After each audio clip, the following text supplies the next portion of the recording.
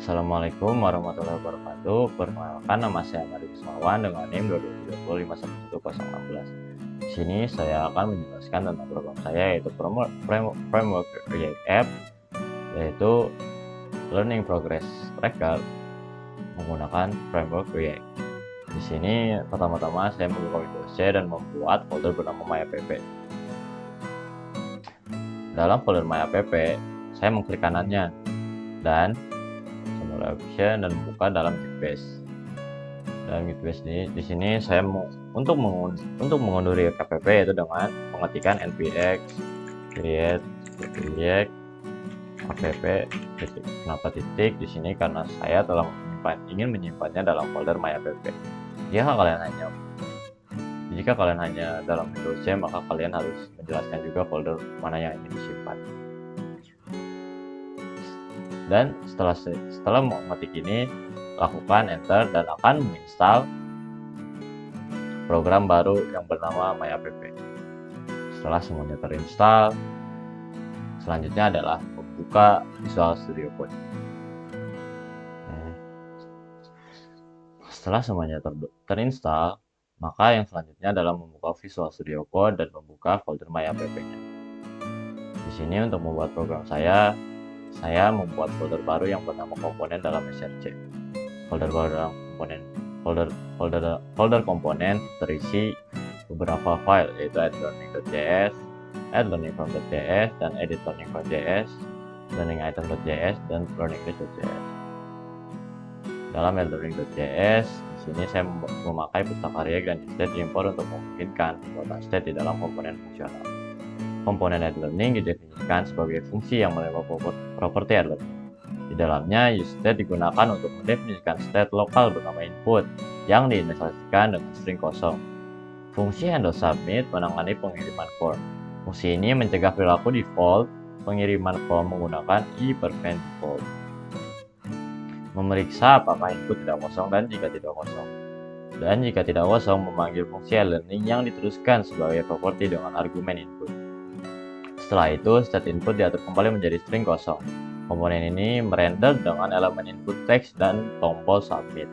Elemen input memiliki nilai yang dikendalikan oleh state input, dan setiap perubahan nilai input memperbarui state input melalui event handler onChange. Form ini memiliki event handler onSubmit yang mengikat fungsi handleSubmit untuk menangani pengiriman form. Terakhir, komponen addlearning diekspor agar dapat digunakan di bagian lain dari aplikasi. Selanjutnya adalah addlearningform.js. Di sini pustaka React dan state diimport untuk memungkinkan pembuatan state di dalam komponen fungsional. Komponen addlearningform didefinisikan lagi sebagai fungsi yang menerima properti dalam addlearning method.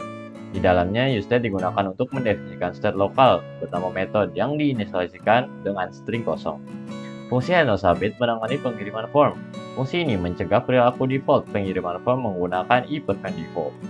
Memeriksa apakah metode tidak kosong dan jika tidak kosong, memanggil fungsi addlearning method yang diteruskan sebagai properti dengan argumen method. Setelah itu, state method diatur kembali menjadi string kosong. Komponen ini merender form dengan elemen input text dan tombol submit.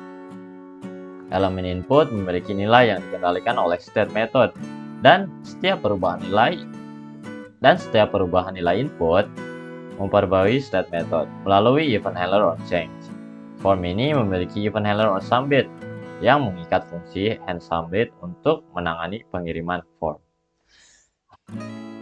Selanjutnya ada editLearningFrom. Program ini merupakan komponen form untuk mengedit metode pembelajaran dalam aplikasi React. Komponen ini menerima 3 properti method, editLearning method, dan setIsAdding method.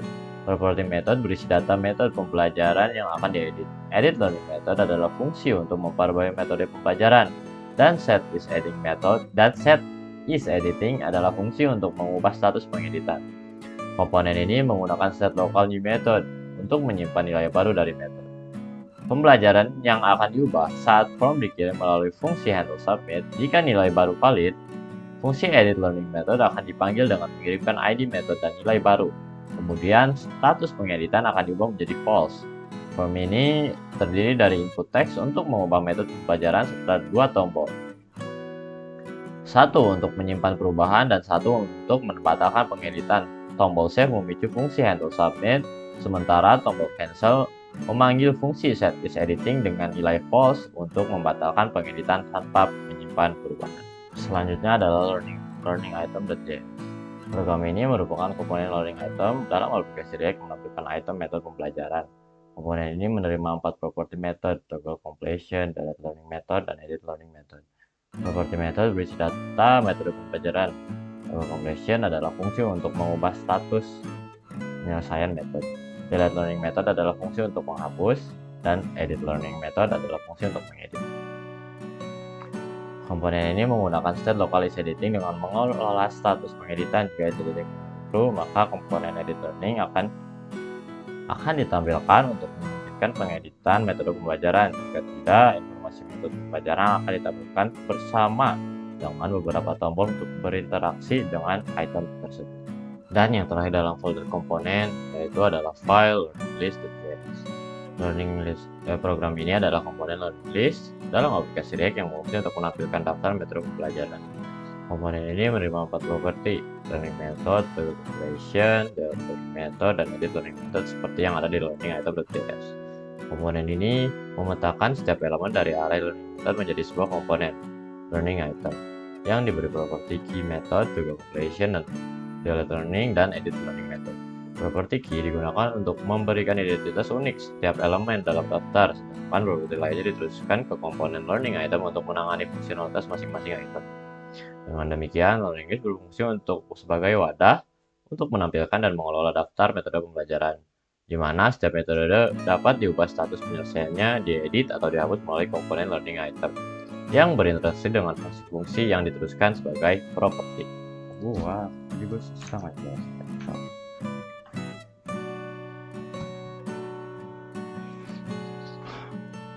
Yang terakhir adalah program app.js. Program app.js adalah program paling utama dalam semua aplikasi yang saya buat ini, yaitu komponen ini terdiri dari beberapa state dan fungsi untuk mengelola daftar metode pembelajaran serta mengimpor dan menggunakan komponen-komponen lain seperti learning list dan add form. Yang pertama adalah state learning method. State ini menyimpan array metode pembelajaran didirikan dengan satu objek metode pembelajaran yang belum selesai. Yang kedua ada fungsi add learning method. Fungsi ini menambahkan metode pembelajaran baru ke dalam daftar. Setiap metode baru diberi ID unik, nama metode, dan status completed yang dinosikan dengan false. Fungsi ini menerima parameter metode yang merupakan nama metode baru yang akan ditambahkan, kemudian memperbarui state learning method dengan metode baru tersebut.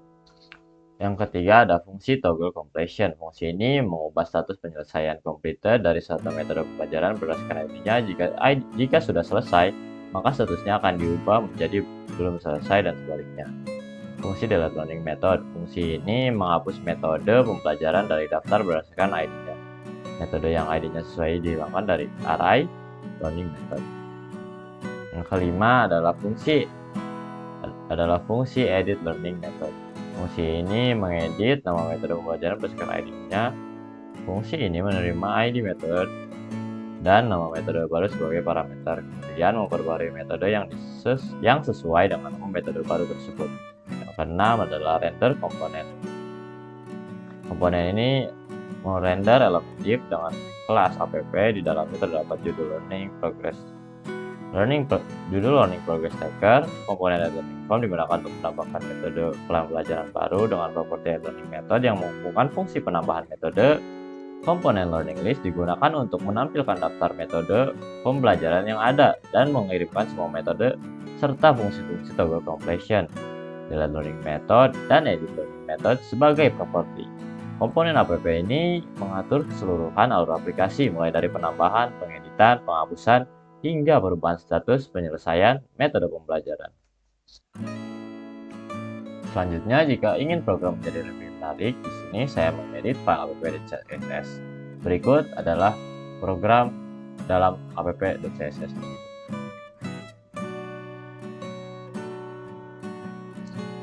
Jika sudah selesai melakukan program yang saya jelaskan tadi, maka buat terminal baru. Selanjutnya adalah dengan mengetik npm start. Tunggu sampai akan pop up menjadi Google Chrome dan di sini ketik yes.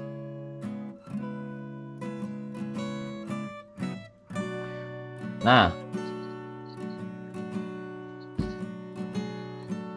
jika sudah pop up kepada localhost, maka di sini program yang saya buat tadi, yang saya jelaskan, akan muncul seperti ini. Di sini fungsinya untuk jika user menambahkan metode baru, misalnya di sini saya telah menambahkan belajar React. Saya anggap belajar React sudah selesai, maka pengguna cukup mengetikkan selesai, dan maka kita bisa mengetahui bahwa kita belajar React-nya sudah selesai. Dan jika ingin menambah metode pembelajaran baru, misalnya di sini saya menambahkan pembelajaran dengan belajar algoritma. Nah, karena di sini belajar algoritma saya salah mengetikkan, maka di sini kita bisa mengeditnya dengan belajar algoritma. Maka jika sudah selesai mengedit, klik tombol save, maka akan tersave menjadi belajar algoritma. Dan jika salah menambahkan metode pembelajaran, kita bisa menghapusnya yaitu dengan klik tombol delete, maka akan hilang dari learning progress tracker-nya. Misalkan kita menambah pembelajaran baru yaitu belajar algoritma dari YouTube. Dan klik tambah. Dan jika pengguna sudah belajar algoritma dari YouTube, maka klik selesai, yaitu learning progress tracker ini yaitu fungsinya untuk para pengguna gampang meninjau pembelajaran mereka sejauh mana dan seberapa banyak mereka sudah belajar untuk kemajuan dirinya. Maka sekian yang saya bisa sampaikan, maaf jika ada salah kata. Assalamualaikum warahmatullahi wabarakatuh.